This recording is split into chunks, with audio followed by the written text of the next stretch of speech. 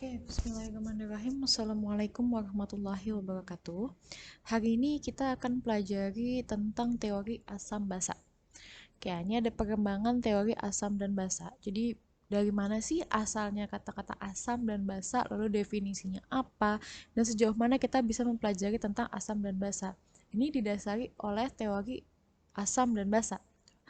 Ya, ada beberapa teori ya dan perkembangannya.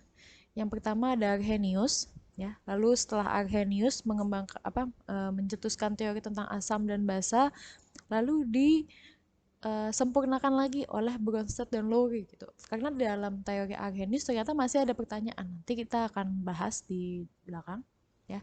Lalu diperbarui oleh Bronsted Lowry.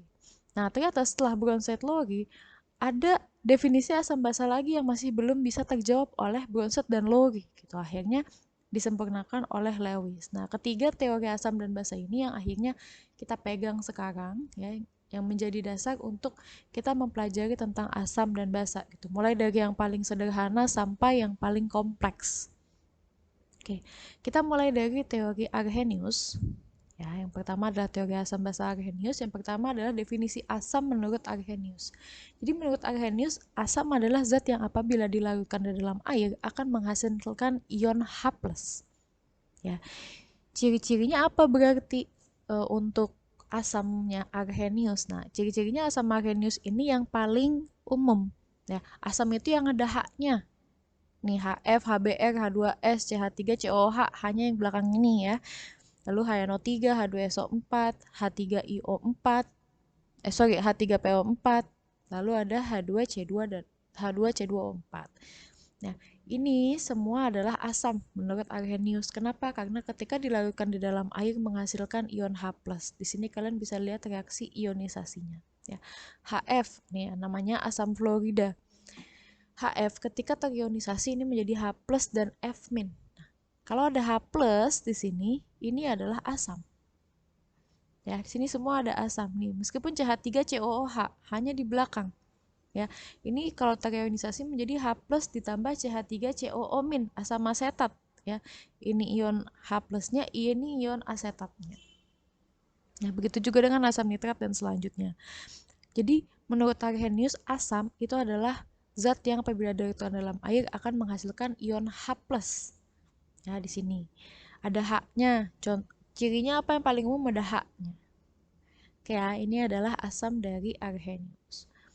Nah, lalu berdasarkan tadi definisi H+-nya tadi itu ya, asam adalah zat yang apabila dilarutkan dalam air menghasilkan ion H+, tapi kan tadi banyak nih ya, coba kalau kalian lihat ya, kita review sedikit. Ini ada yang H-nya 1, ya, ada H-nya 2, ya, ada H-nya 3. Nah, ternyata ini bisa membuat satu pengelompokan tentang asam. Tuh. Ada asam monoprotik, ada diprotik, dan ada poliprotik. Kalau monoprotik nih asam yang dihasilkan hanya satu H+. Ya, ion H+ itu satu aja. Di sini H-nya juga cuma satu. HCl, CH3COH ya. H dalam CH3COH, H yang merupakan asam tuh H yang belakang, bukan H yang di tengah-tengah sini. Nah, kalau asam diprotik ini menghasilkan dua ion H+. Pasti hanya H2, H2, H2. Nah, di sini ada H2SO4 atau asam sulfat dan H2CO3 atau asam karbonat. Ya, ini diprotik. H-nya ada 2. Kalau H-nya ada 3, ini namanya poliprotik. Kenapa? Karena lebih dari 2. Pokoknya H-nya 3, 4, 5. Nah, itu lebih dari 2, namanya adalah asam poliprotik. Contohnya di sini ada H3PO4 atau asam fosfat. Ya, ini asam menurut Arrhenius. Sekarang kita masuk ya ke dalam basa. Menurut Arrhenius, basa adalah senyawa yang dalam air melepaskan ion H+. Tadi juga ya, asam itu senyawa yang ketika dilarutkan dalam air melepaskan ion H+. Kalau basa dalam air menghasilkan ion OH- sorry tadi. Ya, basa ini cirinya ada OH-nya sini. Yang OH ada KOH, CaOH 2 kali ya, atau ion hidroksida di sini. Ya. Nih ada OH-OH-nya, ini semua adalah basa. Jadi kalau terionisasi menghasilkan ion H+. Kecuali kalian bisa lihat yang paling bawah ini ada amonia, ya. Amonia di sini NH3. Tapi kenapa dia bisa tergolong basa padahal nggak ada ion OH-nya? ya kan? Nah, ini yang menjadi pertanyaan sebagai kelemahan dari teori Arrhenius. Kenapa NH3 bersifat basa sebenarnya, tapi dia nggak punya ion OH-. Padahal kan tadi definisi basa menurut Arrhenius ya adalah senyawa yang dalam air melepaskan ion OH-. Berarti harusnya dia punya OH- dong, dia punya OH gitu. Tapi ternyata tidak ada itu, dia nggak punya OH dalam NH3. Nah, ini menjadi kelemahan dari teori Arrhenius. Nah, kelemahan teori Arrhenius ini mendasari penelitiannya Bronsted dan Lowry, dan mereka akhirnya mencetuskan teori asam basa Bronsted-Lowry. Ya, menurut Bronsted-Lowry, asam ini adalah spesies yang berperan sebagai donor proton. Kalau donor itu kan berarti kan kita memberikan ke orang lain ya. Jadi asam itu melepaskan H+-nya, dia kasih si H+-nya itu ke orang lain, ke senyawa lain. Ya. Nih, setelah melepaskan satu proton, asam akan membentuk spesies yang disebut dengan basa konjugasi. Nanti akan saya buatkan video khusus untuk kita membahas asam basa konjugasi ya. Hari ini kalian fokus aja untuk memahami teori-teorinya dulu.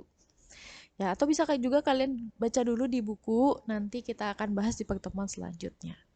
Oke, ini untuk asam ya, H+, ini protonnya nih. Ya, sorry, asam HCl, ya protonnya H+, basa konjugasinya Cl-. Jadi asam setelah kehilangan satu protonnya itu adalah disebut dengan basa konjugasi.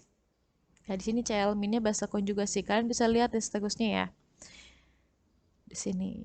Ya, ketika lepas satu protonnya itu yang pasti kan di sini minus. Nah, kalau dia merupakan anion ya, karena kalau hilangan satu proton maka disebut dengan basa konjugasi. Nah, kalau basa apa, Bu? Nah, basa adalah kebalikannya. Basa adalah spesies yang berperan sebagai akseptor proton atau dia yang menerima protonnya.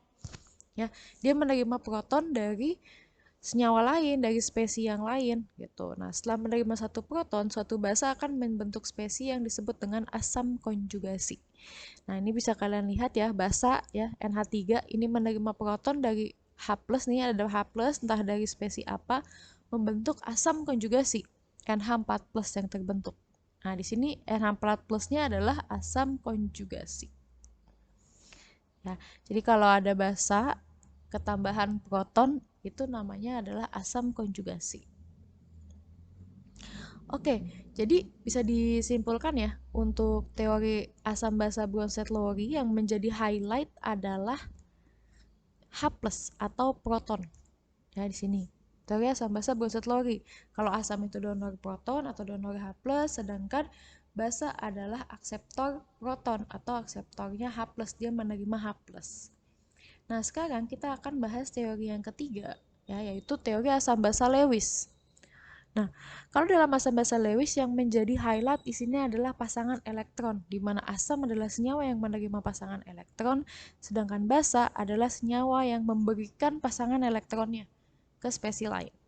Jadi kalau dia menerima pasangan elektron, dia asam. Kalau dia memberikan pasangan elektronnya, dia disebut dengan basa. Nah, ini adalah teori asam basa Lewis. Nah, perhatikan contoh nih. Pada reaksi NH3 ditambah dengan BF3. Ya, ini NH3 masih punya satu pasangan elektron bebas di N. Ya. Nah, pasangan elektron bebas di N ini diberikan ke BF3. Ya, di B ini kan B ini masih baru 6 elektronnya. Nah, makanya dikasih supaya B bisa jadi oktet, bisa 8. Nah, sebelumnya di materi ikatan kimia kita kenal ini sebagai ikatan kovalen koordinasi. Ya, ternyata dalam teori Lewis ya, menurut teori Lewis ini juga merupakan asam basa Lewis gitu. Di mana NH3 yang memberikan pasangan elektronnya adalah basa dan BF3 yang menerima pasangan elektronnya disebut dengan asam. Ya, bisa kita kategorikan basa dan asam di sini. Oke, itu tentang teori asam basa Lewis ya. Nah, berarti 3 teori asam basa sudah kita bahas. Silakan kalian buat resumenya ya, lalu kalian kerjakan soal latihan nanti saya kasih. Lalu setelah itu kalian kalau ada yang masih belum paham silakan ditanya ke saya. Insya Allah kita ketemu di Meet hari Jumat.